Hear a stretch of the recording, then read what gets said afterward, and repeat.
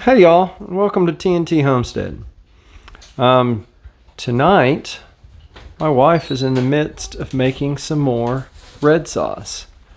She's filled the crock pot with San Marzano Lunga number 2's tomatoes, a couple of Cherokee purples just to fill it up. But when she cut the Cherokee purples in half, then she went to the sink and squished them to get a lot of the extra juices out of them. And then someone gave us some mini bell peppers, so she cut them up and tossed them in there.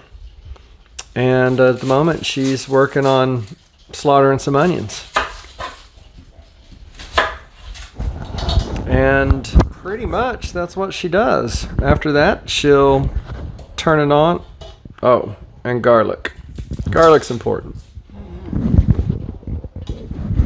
Well, pretty much each time she makes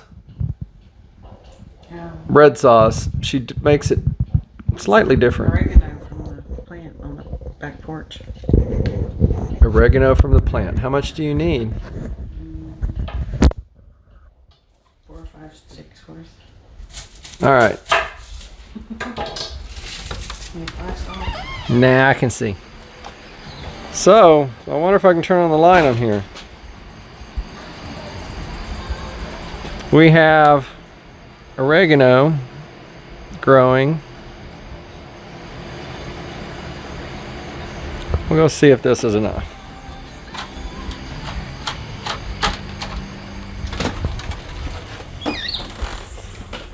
Is this enough?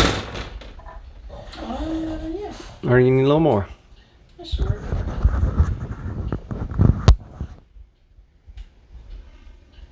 So, she doesn't do a whole lot. She put the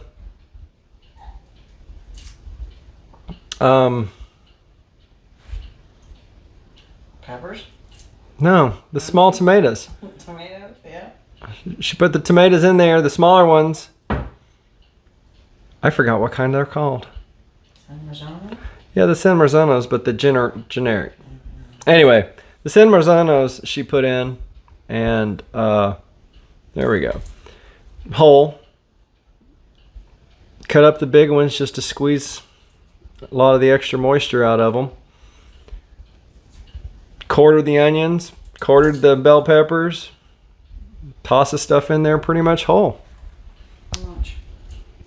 Anything else there? We'll put the oregano in there, and then Say it again. oregano and basil, and a little bit of salt and pepper. And then cook it in the crock pot. About how long you cook? Overnight on low.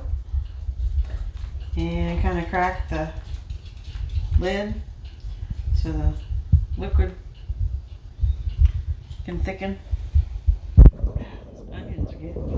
I'm crying. It's a beautiful sauce.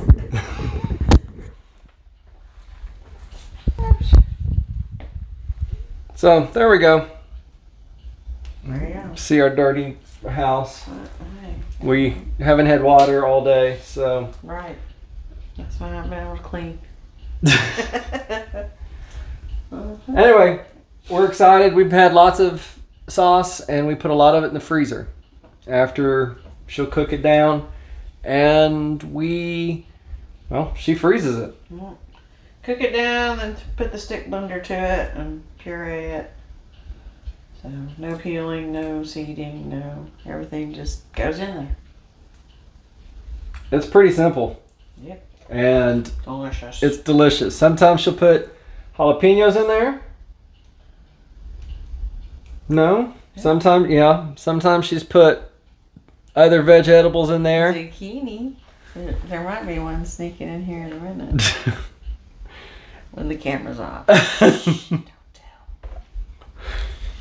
Pretty much she puts in her vegetables and she cooks it and then sticks the stick blender to it, and Wonderful. they taste amazing. We had some last night and it was delicious. Anyway, I wanted to share, and hopefully I'll catch it when she puts the blender to it, but we'll see. Anyway, it's pretty simple and it's worth doing, whether you grow your tomatoes or buy them at the farmer's market. Easy peasy. And we don't can, we freeze. I'm not opposed to canning, but we don't have a canner. My mom does, but at the moment our freezer works, so. Throw it in there and let it cook. Put it in a bag. All right, talk to y'all later. Bye. Well, it's the next morning. This has been on high all night.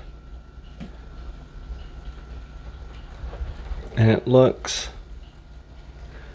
well, it's cooked down a lot. It doesn't necessarily look the best, but it smells wonderful. Later when she gets up, she will probably put the stick blender to it and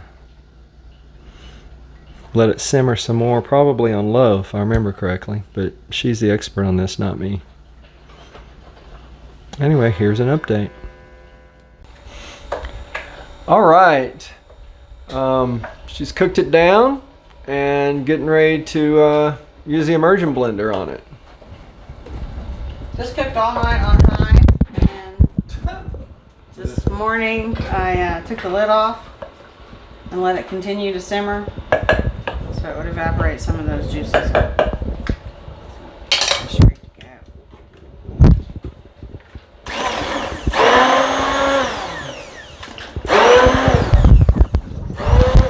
And then we just put the spurs to it.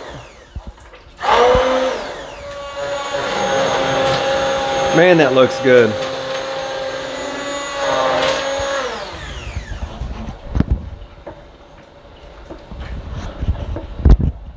So what's the plan after this, my love? Just put it in quart veggies and freeze it flat. And then you can file them in the freezer standing up. Label and date. That's that. Next sauce. So good.